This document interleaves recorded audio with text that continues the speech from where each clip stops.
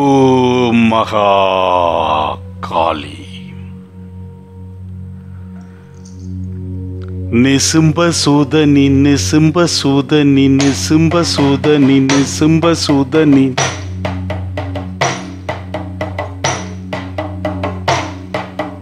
நிசும்ப சூதனி நிசும்ப சூதனி நிசும்ப சூதனி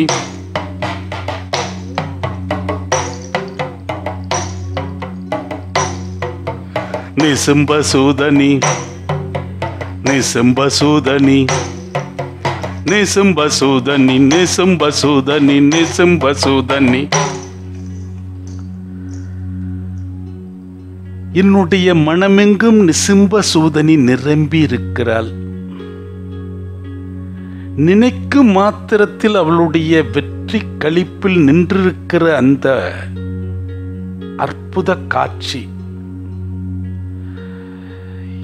இந்த உலகில் எந்த ஒரு யுத்தத்திலும் எத்தகைய ஒரு வலிமை பொருந்திய அசுரர்களையும் அழித்தொழிக்கக்கூடிய ஒரு பெரும் ஆற்றல் பேர் சக்தியாக விளங்கிக் கொண்டிருக்கிற மகாசக்தியின் காட்சி ரூபமாக நிசும்ப சூதனியை தரிசிக்கக்கூடிய ஒரு பெரும் பாக்கியம் அடியனுக்கு கிட்டியது.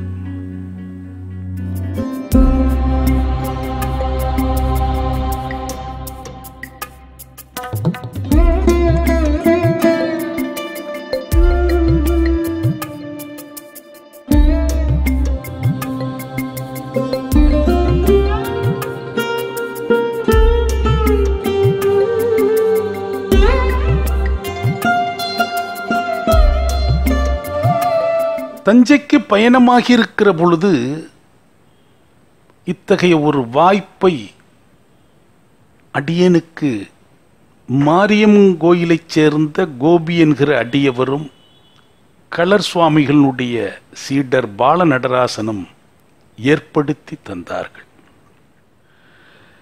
வெளியிலிருந்து பார்க்கிற பொழுது ஒரு சிறிய ஆலயம் போல் காட்சி அளிக்கிற அந்த ஆலயத்தில் உள் நுழைந்து கர்ப்பகிரகத்தை பார்க்கிற போது நம்மை அறியாமல் கண்கள் விரிந்து கொள்கின்றன.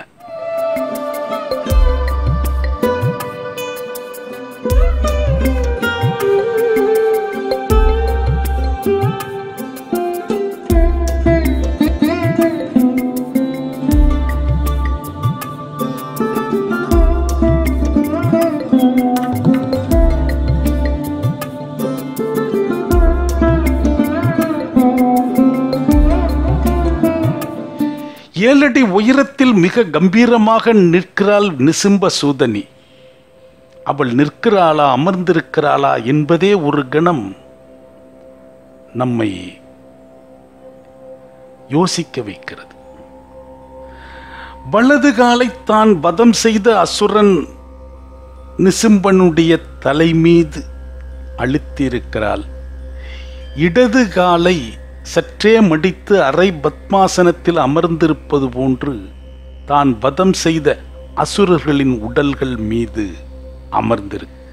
அவளுடைய 8 கரங்களில் வலது கரம் பெரும் சூலாயுதம் ஒன்றை கீழ்நோக்கி அசுரர்களினுடைய தலையற்ற உடல் மீது சொருகியிருக்கிறது. இடது கையில் ஒன்று கீழ்நோக்கி காட்டுகிறது. எல்லா கதையும் இந்த முடிஞ்சிட்டு பார் என்பது போன்று தன்னுடைய ஜாடையால் சமூகத்துக்கு அறிவிக்கிறார்.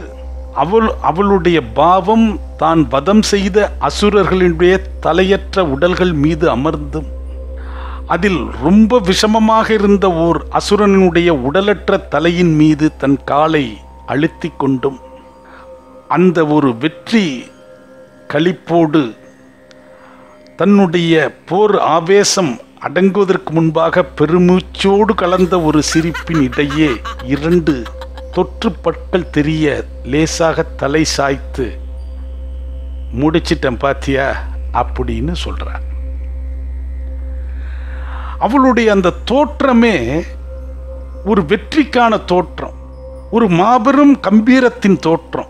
அந்த தோற்றத்தை பார்த்து தரிசிக்கிற பொழுதே நமக்குள் இருக்கக்கூடிய அச்சம் என்கிற பெரும் நோய் அடியோடு நம்மை விட்டு விலகும். புதுவித தைரியம் நமக்குள் ஏற்படும். ஒரு தைரியத்தை வழங்குகிற ஒரு மகா சக்தியாக அந்த கர்ப்பகிரகத்தில் அவள் காட்சியளிக்கிறாள். அவளுடைய வடிவம் தமிழகத்தின் எந்த ஒரு ஆலயத்திலும் இல்லாத ஒரு பழமையான சக்தி வடிவம். நிசிம்பசூதனி தஞ்சைக்கு எப்படி வந்தாள்? அவள் இங்கே தெய்வ ரூபமாக பிரதிஷ்டையாகி ஜனங்களுக்கு அருள்பாலிப்பது எப்படி? அது ஒரு வரலாற்று தகவல்களோடு சம்பந்தப்பட்டது. கிபி 850 ஆண்டுகளில் முத்திரையர்களிடம் இருந்து தஞ்சை மண்ணை போர் மூலம் வெற்றி கொள்கிறார் விஜயாலய சோழன். அதுவரை தாங்கள் வசித்து வந்த பழையாற்றில் இருந்து தஞ்சைக்கு இடம்பெயர்கிறார் விஜயாலய சோழன். விஜயாலய சோழன் மிக பெரும் வீரர். எண்ணற்ற போர்க்களங்களை சந்தித்து ஏராள வெற்றிகளை குவித்தவர். அதன் பரிசாக அவர் உடலெங்கும் 96 விழுப்புண்களினுடைய அடையாளம் பொருந்தியவர். பல்வேறு வெற்றிகளுக்கு உரியவரான விஜயாலய மன்னன் தான் குடிபுகுந்திருக்கிற இந்த தஞ்சை மண்ணை மிகுந்த பாதுகாப்புக்குரிய ஓர் இடமாக மாற்ற வேண்டும். இந்த மண்ணிலிருந்து தன்னுடைய சந்ததியர்கள் வாழ்வாங்கு வாழ்ந்து பெரும் வெற்றிகளை குவிக்க வேண்டும். அதற்கு என்னென்ன அடித்தள பணிகள் உண்டோ அத்தனையும் செய்ய வேண்டும் என்கிற கருத்தில் பல்வேறு பெரியோர்கள் தவமுடையவர்களை அணுகி ஆலோசிக்கிறான். 8 திசையெங்கும் காவல் தெய்வமான காளியை நிர்மாணிக்க வேண்டும், பிரதிஷ்டை செய்ய வேண்டும், வழிபாடுகள் நிகழ்த்த வேண்டும். அதற்குரிய சாக்த முறைப்படி பழி பூஜைகள் செய்ய வேண்டும் என அரசருக்கு வாக்கு சொல்லிகளாக இருப்போர் எடுத்துரைக்கிறார்கள். காளியிடம் பரிபூர்ணமாக சரணாகதி அடைவதுதான் தன்னுடைய ராஜ்யத்தினுடைய பாதுகாப்பு பரிபாலன விஷயங்கள் மேலோங்கி வரும் என்கிற ஒரு ஒருமித்த சிந்தனை அவனுக்குள் ஊடுருவுகிறது. அப்படி ஒரு ஆழ்ந்த சிந்தனையில் இருந்த விஜயால சோழனுடைய கனவில் மகா காளியின் அவதாரங்களில் ஒன்றாக ஒரு மாபெரும் சக்தி வடிவம் காட்சி தந்து, உன்னுடைய கோரிக்கைகளை யாம் ஏற்கிறோம், என்னை உன்னுடைய எல்லையில் கிழக்கு வாசலில் பிரதிஷ்டை செய்து ஆலயம் எழுப்பி வழிபாடை தொடங்கு என உத்தரவிடுகிறது. மறுநாள் தன்னுடைய சபை பெரியோர்கள் ஞானம் பெற்றவர்களிடம் தனக்கு நேர்ந்த அனுபவத்தை பகிர்ந்தபோது அவர்கள் வியப்பில் ஆழ்கிறார்கள். அவன் வர்ணிக்கிறான், தான் கனவில் கண்ட காட்சியில் அம்பாளுடைய தலைக்கேசம் தீ பிளம்புகளைப் போல இருக்கிறது. வலது காதில் பிரேத குண்டலம், இடது காதில் பெரிய குலை, உக்கிர பார்வை, சிங்கப்பல் தெரிவது போன்ற ஒரு வெற்றி களிப்பு. 8 கரங்கள் அசைய அவள் காட்சி தருகிற போது கரங்களில் வாள், தனுசு, பாசம், மணி, கேடயம், கபாலம் என ஒவ்வொன்றிலும் ஒவ்வொன்றை ஏந்தி இருக்கிறாள். ஆனால் மெலிந்த தேகம், மார்பெலும்புகள் தெரிகின்றன. தனங்கள் இரண்டும் வற்றி வதங்கிய வயோதிகத்தை உடையவளைப் போல காட்சி தருகிறது. அந்த மார்புகளுக்கு மறைக்கும் வகையில் கச்சை ஆடை அணிந்திருப்பது போல ஒரு நாகத்தை கட்டி வைத்திருக்கிறாள். படம் எடுத்து நிற்கிறது. ஒட்டிய வயிறு, குச்சி குச்சான கால்கள், கைகள். இப்படி ஒரு காட்சி. வலது காலை அசுரன் ஒருவனுடைய தலை மீதும் இடது காலை சற்றே மடித்து தலையற்ற முண்டங்கள் மீது அமர்ந்திருப்பது போன்று தெரிகிறது. எல்லாவற்றுக்கும் பிரதானமாக கழுத்தில் மண்டையோட்டு மாலை அணிந்திருக்கிறாள். இந்த தேவி யார் என்று கேட்கிற பொழுது அந்த சபையில் இருந்த அரசருக்கு அறிவுரை ஆலோசனைகளை தரக்கூடிய தெய்வ சூட்சமங்களை அறிந்த பெரியோர்கள் சொல்கிறார்கள், இவள்தான் நிசிம்பசூதனி. புராண இதிகாசத்தில் நிசிம்பனையும் சும்பனையும் சண்டனையும் முண்டனையும் வதம் செய்த மகா காளி இவள்.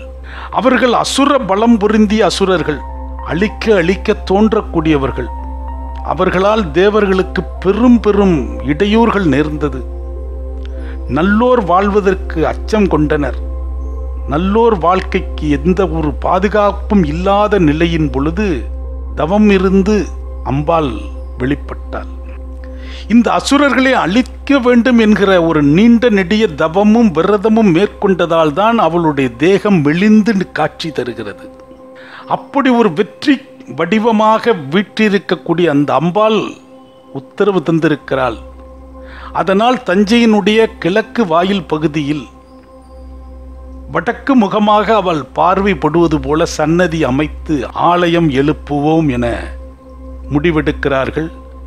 விஜயாலய சோழன் 7 அடி உயரத்தில் கண்ட கனவு போல காட்சி போல அற்புதமாக அந்த தெய்வ சக்தி சிலை வடிவம் பெறுகிறது.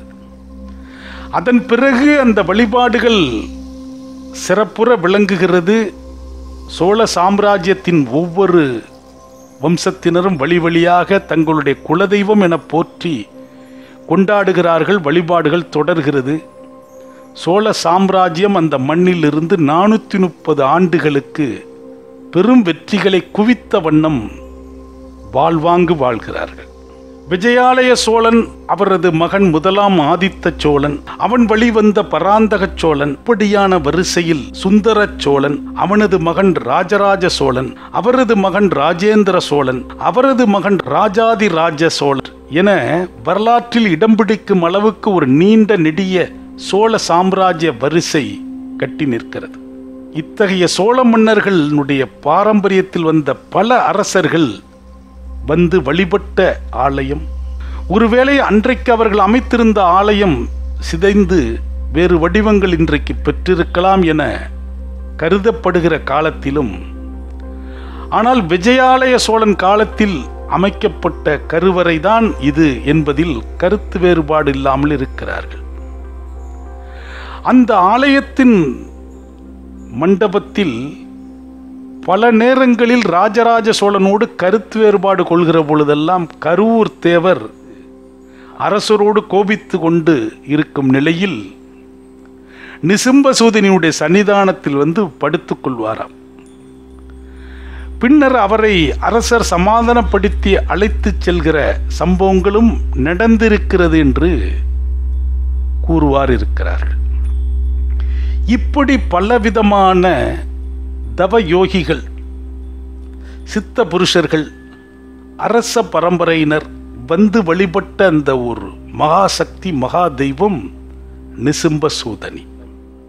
அந்த நிசும்பசூதனியினுடைய ஆலயத்துக்கு வரக்கூடிய பல வரலாற்று அறிஞர்கள் கூறுகிற கருத்து, தமிழகத்தில் இப்படி ஒரு சிலாரூபத்தில் இத்தகைய ஒரு காளியினுடைய அம்சம் காண கிடைக்காத ஒன்று, வேறெங்கும் இல்லாத வடிவம். இதை ஒற்றிய சில வடிவங்கள் பல இடங்களில் இருப்பது அறிய முடிந்தாலும் இத்தகைய ஒரு நுணுக்கங்களோடு இதே போன்று இன்னொரு சிலாரூபம் வேறெங்கும் இல்லை என்பதை அறுதியிட்டு கூறுகிறார்கள். ஒரு சிலர் இது வடநாட்டில் வழிபாட்டில் இருக்கிற சாமுண்டியினுடைய ஒரு வடிவமாக கிட்டத்தட்ட பொருந்தி வருகிறது என்பதாக கணிப்புகளை தந்திருக்கிறார்கள். எதுவாக இருந்தாலும் இந்த தமிழகத்தில் சோழ சாம்ராஜ்யத்தால் கிடைக்கப்பெற்ற இந்த நிசும்பசூதனிக்கு வழக்கு பெயர்களாக தஞ்சை பகுதியில் காலங்காலமாக வாழ்ந்து வரக்கூடியவர்கள் வடபத்திரகாளி அம்மன் என்றும் ராகுகால காளி என்றும் அன்பொழுக அழைத்து வழிபடுகின்றனர். இந்த நிசும்பசூதனியை வழிபட வேண்டியவர்கள் யார்? யாரிடம் தர்மம் இருக்கிறதோ, அறம் இருக்கிறதோ, அநியாயத்தால் பாதிக்கப்பட்டவர் எவரோ, நீதி கேட்க வேண்டிய நிலையில் இருப்பவர் எவரோ, நியாயம் கிடைக்காமல் போராடுகிறவர் எவரோ அவர் அந்த சந்நிதிக்கு போக வேண்டும். மாறாக அநீதி இழைத்தவர்களோ, பிறர் சொத்துக்கு ஆசைப்பட்டவர்களோ, பிறருக்கு நயவஞ்சகம் புரிந்தவர்களோ மறந்தும் போய்விட வேண்டாம். அம்பாள் வச்சு செய்து விடுவாங்கிற எச்சரிக்கையை நான் பகிர்ந்து கொள்கிறேன். நல்லோர்கள் சென்று தங்களுடைய வாழ்வில் நெடுகாலமாக நீடித்திருக்கிற பிரச்சனைகள், நான் என்ன பாவம் செய்தேன், என் பக்கம் நியாயம் இருக்கு, நீதி இருக்கு, வழக்கு மன்றத்தில் எதிரி ஜெயிச்சாலும் மாற்றி மாற்றி கோர்ட்டு மாறி மாறி இழுத்துக்கிட்டு இருக்கிறா, 20-30 வருஷமாக நிற்கிது. அப்படி நியாயம் கேட்கிறவங்க, முடியவே முடியாதுன்னு போராட்டம் நீண்டு கொண்டிருக்கிற நிலையில் இருப்பவர்கள், பலகாலம் மகளுக்கு வரன் தேடி போராடி கொண்டிருக்கிறேன், எங்கேயோ ஒரு நுணுக்கமான தடை இருந்து தடுத்து கொண்டிருக்கு என்கிற நெடுநாளே கவலை சுமந்திருப்பவர்கள், தர்மத்தோடு வாழக்கூடியவர்கள் இந்த நிசிம்ப சூதனியை மனதில் நினைத்து தியானித்து வழிபடும் பட்சத்தில் அவளுடைய அருட்கடாட்சம் கிடைக்கும் என்பது உறுதி. தஞ்சைக்கு பயணமாக கூடியவர்கள், தஞ்சை பகுதியிலேயே வசிக்கக்கூடிய சிலரே இன்றும் அந்த ஆலயத்திற்கு சென்றதில்லை என சொல்லுகிற செய்தியும் நான் கேட்டேன். பெரிய கோயிலை பார்க்க வேண்டும் என ஆவலோடு செல்லக்கூடியவர்கள் அப்படியே நிசிம்ப சூதனியையும் தரிசிக்க வேண்டும் என திட்டமிட்டுக் கொள்ளுங்கள். நிசிம்ப சூதனியினுடைய அந்த தோற்றமும் காட்சியும் அவளது அருளாட்சியும் தரிசிக்க வேண்டிய ஒன்று, அனுபவிக்க வேண்டிய ஒன்று. நன்றி.